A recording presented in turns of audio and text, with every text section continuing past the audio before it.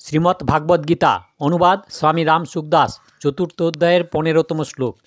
এবং জ্ঞাত্যা কৃত্যং কর্ম পূর্বৈরপি মুমুক্ষুভি কুরু কর্মৈব তস্মাত্তং পূর্বতরং কৃতম। পূর্ববর্তী মুমুক্ষুগণ এরূপ জেনে কর্ম করেছিলেন, তাই তুমিও পূর্ববর্তীগণের দ্বারা সর্বদা কৃত কর্মগুলি করো। ব্যাখ্যা। এবং জ্ঞাত্যা কুতং কর্ম পূর্বৈরপি মুমুক্ষুভি। অর্জুন মুমুক্ষু ছিলেন, অর্থাৎ নিজ কল্যাণ চাইতেন, কিন্তু যুদ্ধরূপে প্রাপ্ত কর্তব্যকর্ম তার নিকট কল্যাণপ্রদ মনে হয়নি, বরং সেটিকে ভয়ানক কর্ম মনে করে পরিত্যাগ করতে চেয়েছিলেন।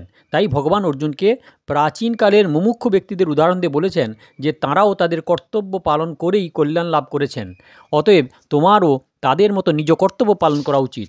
শাস্ত্রে এইরূপ প্রসিদ্ধি আছে যে মুমুক্ষুত্ব জাগ্রত হলে কর্ম স্বরূপত পরিত্যাগ করা উচিত, কারণ মুমুক্ষত্বের পরে মানুষ আর কর্মের অধিকারী থাকে না, বরং সে তখন জ্ঞানের অধিকারী হয়ে যায়। কিন্তু ভগবান এই স্থানে বলেছেন যে মুমুক্ষ ব্যক্তিরাও কর্মযোগের তত্ত্ব জেনে কর্ম করেছেন, তাই মুমুক্ষুত্ব জাগ্রত হলেও নিজ কর্তব্য কর্ম পরিত্যাগ করা উচিত নয়, বরং নিষ্কামভাবে কর্তব্য কর্ম করে যাওয়া উচিত। কর্মযোগের তত্ত্ব হলো কর্ম করাকালীন যোগস্থ থাকা এবং যোগস্থ হয়ে কর্ম করা। কর্ম জগৎ সংসারের জন্য এবং যোগ নিজের জন্য করা হয়। কর্ম করা এবং কর্ম না করা দুটি ভিন্ন অবস্থা। সুতরাং প্রবৃত্তি কর্ম করা এবং নিবৃত্তি কর্ম না করা দুটি হলো প্রবৃত্তি বা কর্ম করা। প্রবৃত্তি এবং নিবৃত্তি এই দুটি ক্ষেত্রেই উচ্চে আরোহণ করাই হলো যোগ, যেটি হলো পূর্ণ নিবৃত্তি। পূর্ণ নিবৃত্তি কোনো অবস্থা নয়।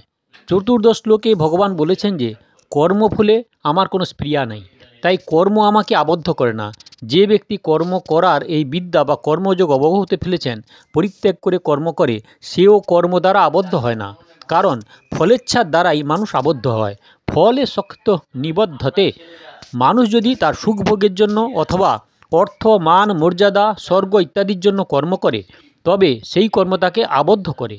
কিন্তু যদি তার লক্ষ্য উৎপত্তি বিনাশশীল জগতের দিকে না থাকে এবং সে জগৎ সংসার থেকে সম্পর্ক ছেদ করার জন্য নিঃস্বার্থ সেবাভাবে কেবলমাত্র অন্যের হিতার্থে কর্ম করে, তাহলে সেই কর্ম তাকে আবদ্ধ করে না, কারণ অন্যের জন্য কর্ম করলে কর্মপ্রবাহ জগতের দিকে হয়, যার ফলে কর্মের সম্পর্ক দূর হয় এবং ফলেচ্ছা না থাকায় নতুন সম্পর্ক সৃষ্টি হয় না।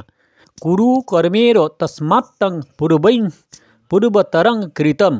এই পদটির দ্বারা ভগবান অর্জুনকে এই নির্দেশ দিয়েছেন যে তুমি মুমুক্ষু, এই জন্য আগে অন্যান্য মুমুক্ষুগণ লোকাহিতার্থে যে সকল কর্ম করেছিলেন, তুমিও সেই রকম জগৎহিতার্থে কর্ম করো। শরীর ইন্দ্রিয় মন ইত্যাদি কর্মের সামগ্রীগুলি নিজের থেকে ভিন্ন এবং জগতের সঙ্গে অভিন্ন।